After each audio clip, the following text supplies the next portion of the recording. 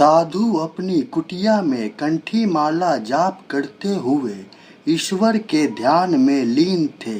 तभी एक स्त्री की आवाज से उनकी तंद्रा भंग हुई। जब उन्होंने अपनी आंखें खोली तो एक बहुत ही खूबसूरत कन्या उनके सम्मुख खड़ी थी। साधु ने पूछा, तुम कौन हो और तुम्हारे यहाँ आने का कारण क्या है? युवती बड़ी ही सुरीली और मधुर आवाज में बोली, मैं अपनी सखियों के संग मेले में आई थी और मैं उनसे बिछुड़ गई। शाम होने को आ गई है। इस बेला में मैं अपने घर नहीं जा सकती।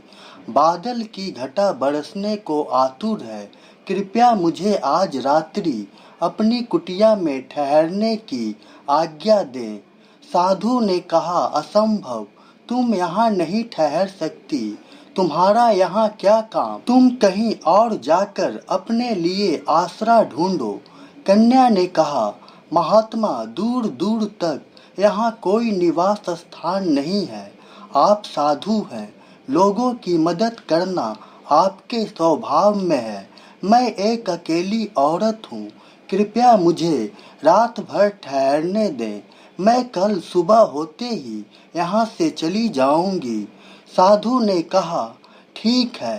साधु ने उसे कुछ फल खाने को दिया और कुटिया के अंदर उसे सोने भेज दिया और खुद कंठी माला लेकर बाहर बैठ गया। देर रात साधु को उस युवती की याद आने लगी। साधु के मन में उसकी सुंदरता की मशाल जल उठी। वह अपनी कुटिया के दरवाजे को खटखटाने लगा, पर युवती ने दरवाजा नहीं खोला। साधु दरवाजा तोड़ अंदर प्रवेश करता है तो वह युवती कंठी माला का जाप कर रही थी। साधु को देख वह उसकी मनोदशा समझ जाती है। युवती कहती है, मैं उसी वेश्या की बेटी हूँ। आपने एक साधु होते हुए भी अपमान किया था। क्या हम वेश्याएं इंसान नहीं होते?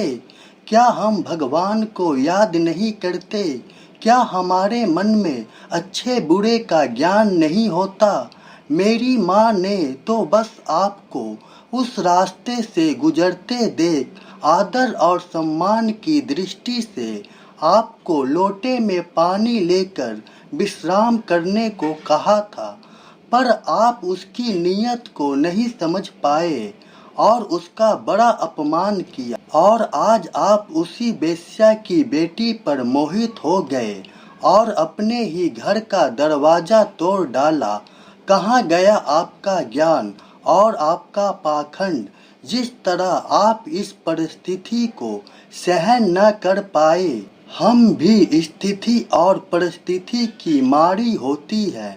साधु शर्म से अपनी नजरें झुकाए खड़े मौन थे और वह युवती उस कुटिया से बाहर निकल चली जाती है।